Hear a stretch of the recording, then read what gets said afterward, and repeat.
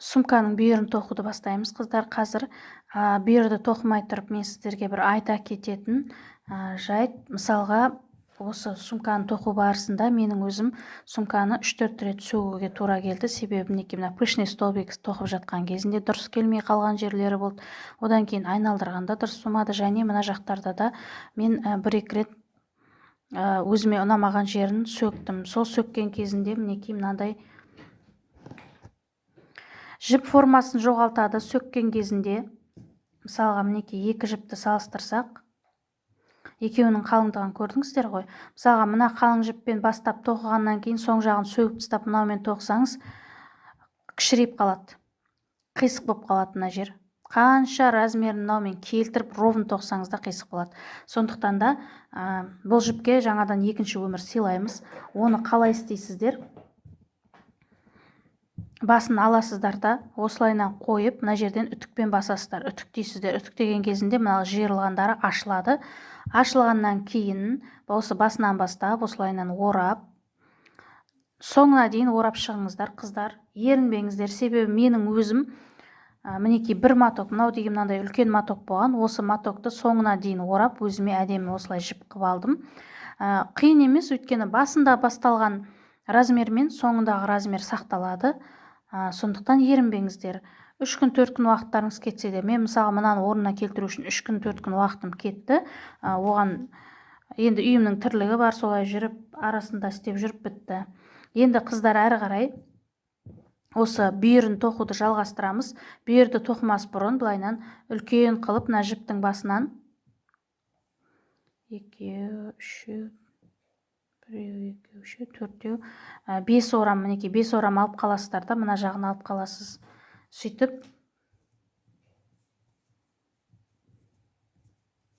біріншісін осылай істеп аламыз да, мына бірінші не болады, бірінші петля. Сосын мен қазір 11 воздушный петля тоқимын. Қыздар, әркімде әртүрлі. Біреу 11 воздушныймен тоқса, мысалға, біреу үлкен бос тоқиды, біреу қатты тоқиды деген сияқты. 11 петля мысалға сізге келмей қалуы мүмкін, болмаса асып кетуі мүмкін, или жетпей қалуы мүмкін. Сондықтан менімен бірге қазір 11 петлямен бастап, мінекей мына бүйірді тоқып көресіздер. Өздеріңіздің сумкаларыңызға қойып көресіздер. Келмейтін болса, қайтадан, егерде қысқа болса, 1-2 петля қосып 13-12 петлямен бастаймыз. Ал егерде ұзын болса, 9-10 петляға түсіресіздер. Солайынан тоқисыздар. Енді мінекей мына жағымыз алып қалдық. Әрі қарай 11 петляны тереміз. 1, 2, 3, 4, 5, 6, 7, 8, 9, 10, 11. 11 петляны тердік. Енді 11-шін тердік. Мынау бірінші тұрған, мына петляны шығып тұрған жері, ол есептелмейді. Одан мынадан кейінгі тұрған петляға мінекей қойдық та, бір столбик без накида, бір бағанша тоқимыз. Сөйтіп әрі қарай қатардың соңына дейін осылайынан бір бағанша тоқып шығыңыздар да, соңында бір петля қалған кезінде тоқтаңыздар. Әрі қарай қалай тоқитынын түсіндіремін. Қараңыздар, соңғы петляға келіп тұрмыз. Мына соңғы петляға бүйтіп ашылып кетеді. Ешнәрсе қылмайды, былайынан тартып қойып, осы соңғы петляға қыздар, қазір біз 3 столбик без накида, 3 бағанша тоқимыз. Мінекей 1, 2, тартып қойыңыздар.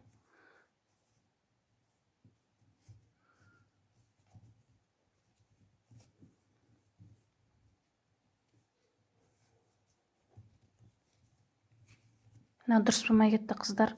Мынау осы ашылып тұрғанына тоқымаймыз. Сіздерде осылайынан қатты ашылмайтын болса, осыған тоқи беріңіздер да. Менде қатты ашылып кетіп тұр, мен мынаусына тоқимын.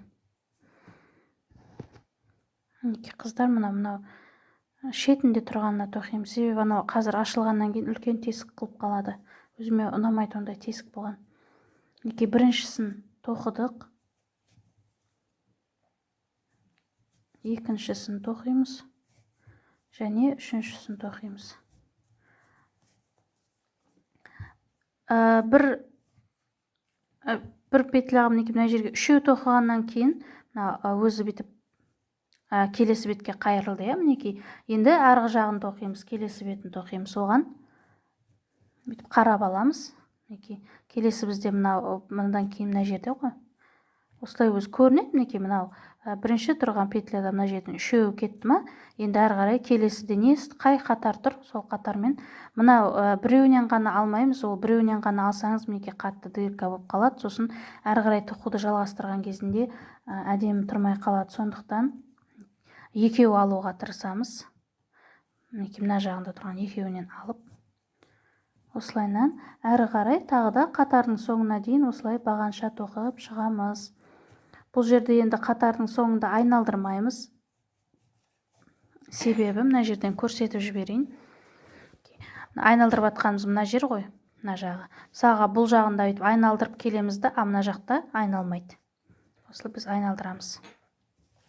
Енді біз келесі бетінің бүйірін тоқып жатырмыз. Қыздар, келесі бетінің бүйірінде тура осылай тоқисыздар. Жаңағы зеркальный дейді ғой, айнаға қарап тұрған сияқты. Мысалға мына жағында тоқсаңыз басқаша осылай тоқып келесіздер де. Қазір зеркальный деп айтып отқан себебін түсіндіремін. Мына жақты бастайтын кезінде. Қазір қарап отырыңыздар. Қазір қатардың соңына дейін тоқимыз осылайынан. Мысалы, бүйірін тоқып жатқан кезімде менде ана жағында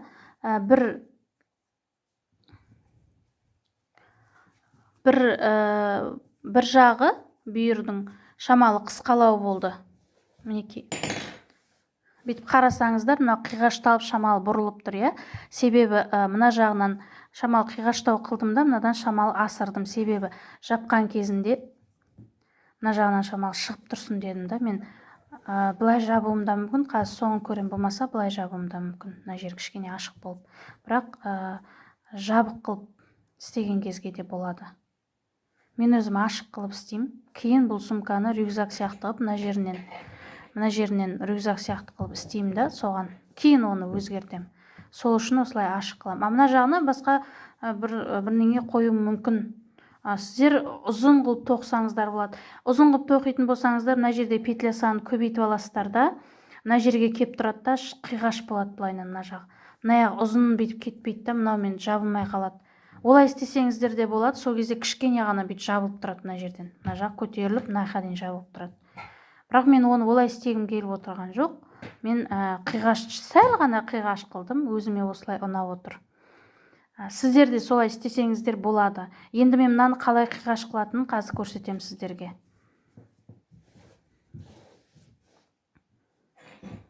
Қазір біз әрі қарай тоқуды жалғастырамыз.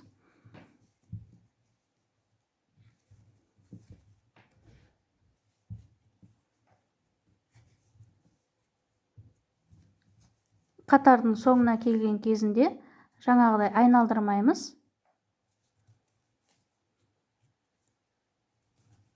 Камераны артында отырғаннан кейін мен шамалы көрмей қалып жатырмын. Өзімнің тоқып жатқанымда. Мінекей, соңын тоқыдық. Соңы тоқылды ғой. Енді бір воздушный петля тоқимыз да, былайынан жұмыстың келесі бетіне өтеміз. Қыздар, енді осы жерде түсіндіре кететін момент, ұмытпаңыздар, міндетті түрде асықпай қараңыздар. Осы жерде мінекей бір воздушный петляны біз мына бүйірін тоқып жатқан кезінде осы бір воздушный петля тоқыдық. Ал екінші бүйірін тоқыған кезінде осы воздушный петляны тоқымайсыздар. Осы мінекей соңғы петляны тоқисыздар да, бірден келесі бетті алып, және бұны да былай тоқымайсыз. Соединительный петля дейді, бір-бірін жалғайтын. Осылай жалғап тоқып кетесіз әрі қарай. Осылай тоқып кетесіз. Ал қазір біз тағы да бір бүйірін тоқып жатырмыз. Бұлай істемейміз, екінші жақ бүйірді. Біз соңын біткен кезінде осы жерді қыздар дәптерге міндетті түрде түртіп алыңыздар. Екінші бүйірді тоқыған кезде осы видеоны сіздер қайтадан қарайсыздар ғой.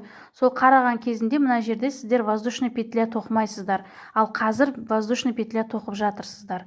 Бір бүйірін тоқыған кезде воздушный петля аласыз, мына беттен қана алмайсыз да, мына бетінде міндетті түрде аласыз. Себебі мына беті түзу кетеді да, мынаусы қисаю керек, былайынан қисық тұру керек. Біз сол үшін істеп жатырмыз. Енді мен қазір мына бетінде воздушный петля қоймаймын, себебі бергі бетке маған мынау қисаю керек. Сол үшін істеліп жатқан нәрсе бұл.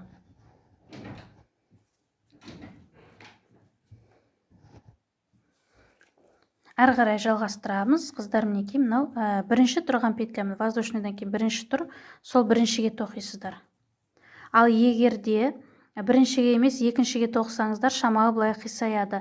Мысалға, мына жақтан воздушный петляны тоқмай қойып, жаңағы соединительный істемей-ақ осылайынан істесеңіздер болады, бірақ біріншіге тоқмай екіншіге тоқып кетсеңіздер, онда да қисайып шамалы бір жағы бір бүйіріне қисаяды. Бірақ жаңағы сол бірінші әдіс өзіме ұнайды. Артық несіз солай. Басында сөйтіп бастағаннан кейін мен солай тоқып кеттім. Басқа тоқымашылардан қарадым. Сол қисайту үшін бір бүйірін жаңағыдай қылып келесісіне өтіп кетеді да, бірінші петляны қалдырып жатыр. Осылайынан қазір тоқып отыра берейін қатардың соңына дейін. Сосын мына жерде бір бағанға жаңағы 3 бағанша тоқыдық қой бір тесікке. Сол жерден қалай істейтін көрсетемін. Мінекей келдік соң жағына. Енді бүйтіп асықпай қараңыздар да, қыздар. Қазір мына ұзын жіппен не істейтіндеріңізді айтам. Басындағы. Бісмілла. Мінекей. Тумнан ішіп мешайт етіп атқан қарыш. Тоқып жіберу керек бұны. Мына бетке де аударып қарасаңыздар. 3 петля. Мына жердегі, мысалы, бір неде тұрған 3 петля, мынау біреу, екеу, үшеу. Енді осы 3 петляны біз көбейтуіміз керек болады. Ол үшін әр петляға екеуден 2 столбиктан тоқимыз. 2 столбик без накида. Мінекей мысалға біреу тоқылды, екіншісін тағы да осы тесікке тоқимыз. Екеуі тоқылды.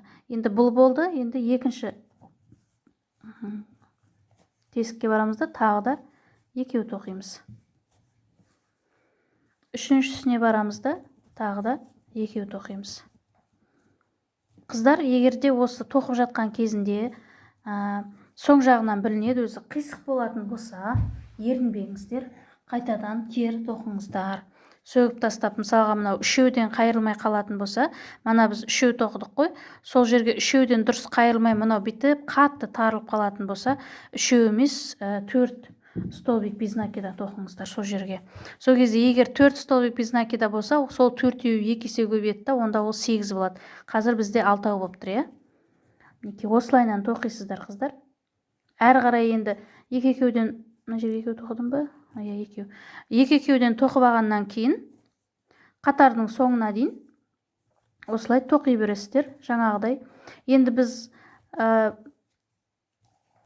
бір бүйір жағына қысқартып жатырмыз дедік қой, біз жаңа бас жағында воздушный петля тоқыдық қой, оны тоқып кеттік. Значит, біз о жақтан қайырмаймыз, осы бетінен шамалы қисайтатындай істейміз да. Сондықтан қазір қатардың соңын мінекей мен тоқып соңына келдім.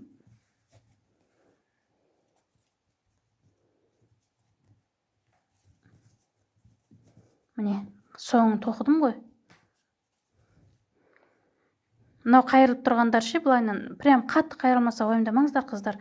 Былайынан түзулеп жіберіп, содан кейін ана үтіктің пары бар ғой, сол парды үстінен бүйтіп қойып тұрып, парын неғса, болмаса прям үстінен басқыңыз келсе, осылай қоясыз да, үстінен бір полотенце ма сондай бір нәрсені төсеп, бүйтіп үтікпен бір бас шықсаңыз, мына өзі қалпына келіп түзеледі. Мінекей біз қазір екінші қатарына болдық қой. Мінекей воздушный петля тоқымаймыз да, әрі қарай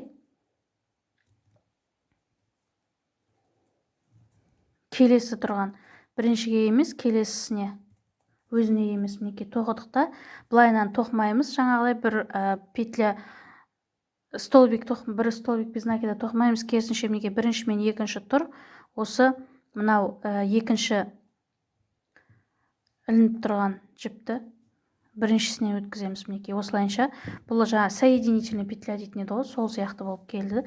Әрі қарай столбик без накида манағыдай бір бағанша тоқып кете береміз.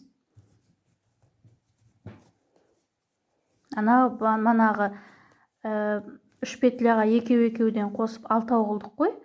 Сол жерге жетпейінше осылайынан тоқи береміз, қыздар. Мінекей мына жерде қайырылып тұр, уже көрдіңіздер ма? Мына жер кішкене қайырылады былай қарай. Келесі қатарда да осы қайыратын жерге келген кезінде жаңағыдай воздушный петля тоқымай келесі бетке аударып екінші жағын тоқып соединительный петля жасап әрі қарай қатарды тоқи бересіздер. Енді мына жерде соң жағына келгенде тағы да қарап санап алыңыздар, қай жерде қостыңыздар өзі көрініп тұрады.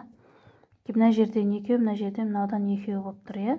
Енді біз содан екі петлядан тұр ғой, осы екі петляның мысалға бірінші тұрғанына бір петля тоқимыз да, жаңағы көбейткен жеріміз. Мынау екіншісіне екі петля тоқимыз. Мысалға бір, екі. Келесі тағы да мінекей пара екілікке келдік. Осы параның біріншісіне бір петля, яғни бір столбик без накида тоқимыз, ал екіншісіне екі столбик без накида тоқылады, яғни екі бағанша. Тағы да үшінші парға келдік, ода біріншісіне бір столбик, екіншісіне екі столбик.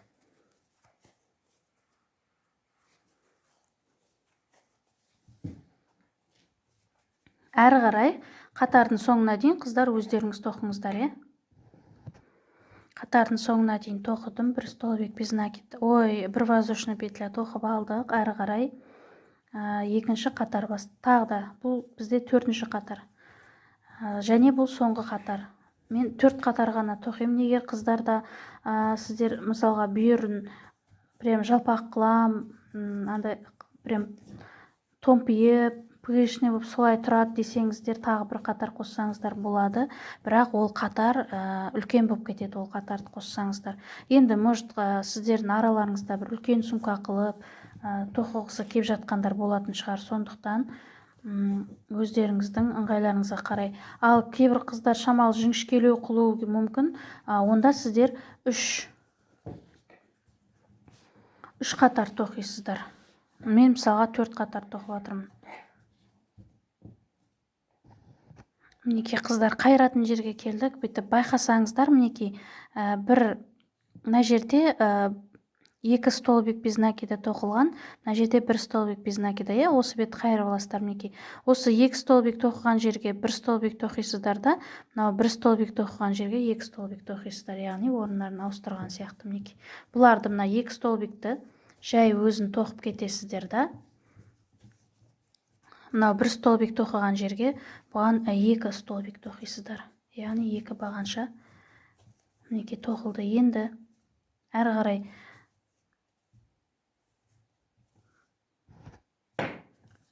қарай сонда былайынан былайын деп тұр ғой. Сол көбейтетін жерге келген кезінде мысалы екі столбик тоқыған жерге біреу, келесіне тағы біреу болады да, үшіншісіне екеу тоқылады. Екеу. Мына жақта да сондай біреу, мына жерде екеу. Осылайша жаңағы немізді қайырып алдық. Мінекей қайырылды. Ойбай, мен мынау видеом дұрыс түспей қалды ау деймін. Қыздар, түспей қалса қайтадан түсіндіріп жіберейінші. Мана екі столбик тоқыдық, бір столбик тоқыдық, екі столбик, бір столбик келді. Енді мына жерде екі столбик деген жерде сол жерден екі столбик, бір-біреуден тоқисыздар да, бір столбик, одан кейін үшіншісіне екі столбик, одан кейін тағы да екі бір-біреуден тоқып, үшіншісіне, үшінші петляға екі столбик, екі деп осы манағы қосылған жерлерге сөйтіп тоқимыз да, міне қайырып алдық. Әрі қарай қатардың соңына дейін тоқимыз. Осылайша қыздар, бізде 4 қатар тоқылды да, бұл қатарды аяқтаймыз. Біздің бүйірде, сумкамыздың бүйірде аяқталады. Содан кейін осы тоқыған сумкаларымыздың бүйірлерін тігуді көрсетемін. Мына қатарды соңына дейін тоқисыздар. Мына жерде. Мынау соңы ғой. Осы соңын осылай тоқымаңыздар.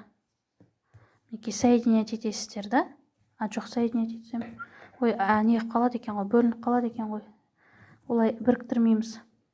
Соңында тура осылайнан столбик без накида тоқиды екенбіз. Столбик без накида тоқылды. Болды. Бізде сумканың бүйірі аяқталды. Мінекей көрдіңіздер ма, қыздар, қисайды былай қарай. Мынау жер шамалы тартылып тұр да, мынау видеодан көрінбей тұр. Қисайып тұр. Қазір үтікке басқаннан кейін орнына келеді. Енді осы бүйірін біз мына жаққа тоқимыз.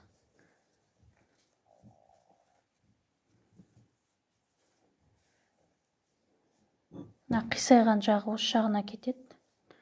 Осы бастан тоқисыздар, мінекей қыздар, осы жағынан осылай тоқи бересіздер да, сол кезде мына жағына бүйтіп келеді да, мынау қисық былай шығады. Ол қалай тігетінін мынаған көрсетем. Тура осы крючокпен ары қарай жалғастырасыздар. Мінекей қыздар, мына бүйірінде бір өзгешелік бар, иә? Міне, былайынан ортасында бір сызық тұр. Сол сызықты қалай тоқимыз, мен соны көрсетем сіздерге қазір.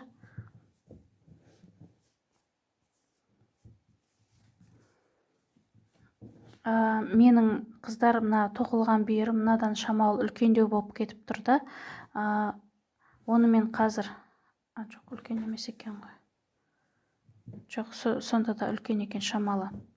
Мана мен мысалға 11 столбик без накида тоқимыз дедім да, соңғы қатарда мына жер ашылып кетіп тұрды ғой. Сол ашылып кетіп тұрған жерге тоқи беру керек. Мен ашылып кетіп тұрған жерге бір столбик тоқыдым да, әрі қарай соңғы несінен кішкене бір петля өзім қинап шығарып алып, сол жерге 3 петляны тоққан едім. Сондықтан менікі шамалы үлкейіп кетіп тұр мынадан. Көрдіңіздер ғой. Сіздер тоқитын болсаңыздар, сол ашылып кетіп жатқан жерді, мысалға осы бүйірінде де сөйтіп тоқымай арғы жағына тоқитын болсаңыздар, келесі бүйір тоқығанда да тура солай істеңіздер. Ал егер де жоқ, сол ашылған жерінен тоқып, мынаны бүйтіп тартсаңыздар, негізі жабылады ғой. Солай тартылған болса, онда міндетті түрде сол жерге тоқыңыздар. Себебі мінекей менікінен сәл де болса, көрдіңіздер ме, кішкене болса да үлкейіп тұр. Бір ғана қателік болса да ол үлкейіп кетеді міндетті түрде. Енді мен видеоны аяқтап, мынау ортасын қалай істейтінін сіздерге көрсетейін. Содан кейін келесі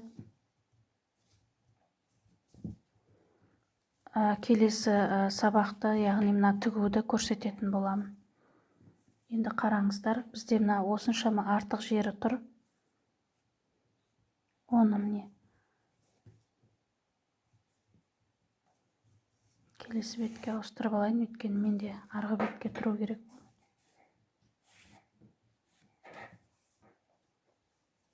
Енді қараңыздар қыздар.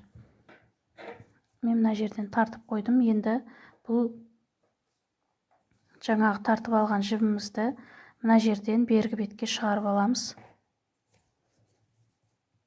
Шығарып алмаймыз, бергі бетте мінекей мынандай іліп аламыз да. Тура ортасы бізде мынау. Сонда мен мына жерден шығарам.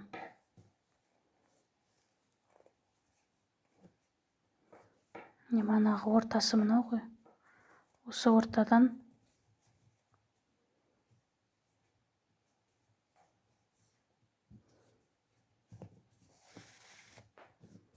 шығып тұрған жерінен артына қарай шығарам. Алға қарай бір петля асырып шығарып жіберген, бұл мінекей шықты, иә. Енді ол мына жерден шығып тұр, мына қыздар. Мына жерден. Мінекей мына екеуінің ортасынан соңғы ортасы, мынау міне ортасы. Енді жоғары бір петля аламыз.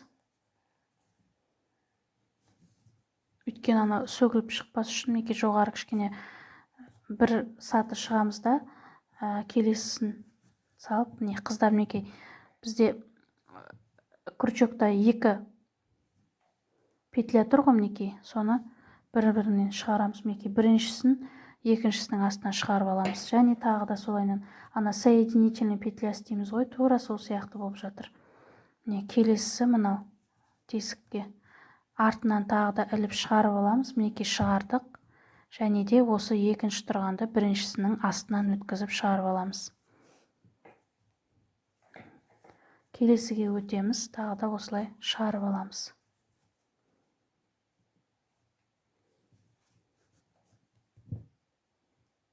Қатардың соңына дейін қыздар,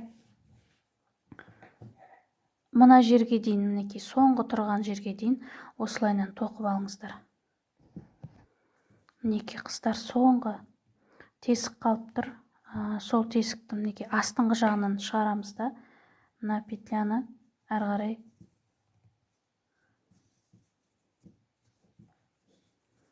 жоқ, бұлай болмайды екен, өзімнің несімен істей берейін.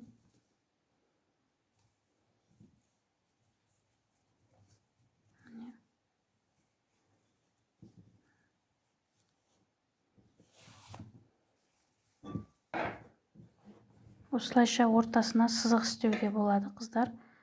Менікі шамалы қисайып тұр. Қазір түзулеймін, себебі мен мына немді қайтадан тоқиын деп тұрмын, себебі шамалы дұрыс болмай кетті мына жерім. Соны қайтадан түзулеймін. Мінекей қыздар, осылай шықты ғой. Мынау шыққан жіпті қайтадан тура осы өзінің тесігіне астыңғы жағынан шығарып тартып қоясыздар. Мінекей сол кезде астына кетеді. Бұны кейін қиып тастап мына жаққа былайынан жасырып жіберсеңіздер болады, ешқандай кедергі жасамайды. Міне осылайша қыздар болады да. Енді келесі видеоны тоқыған келесі бүйірді кешіріңіздер, тоқыған кезінде мысалы сіздер мына жақтан қайырып бастадыңыздар ғой, шамалы қисайтып, сіздер мына беттен бастайсыздар. Ол үшін бірінші қатарды осылай тоқып, мына жерден үшеуін қосып тоқып аласыздар ғой.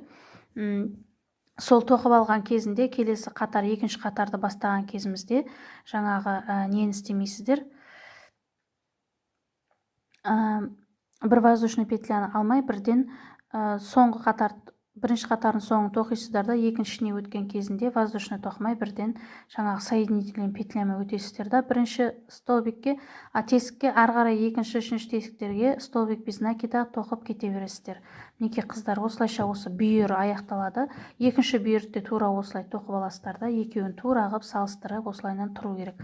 Содан кейін мынаған ары қарай тігуді көрсетемін.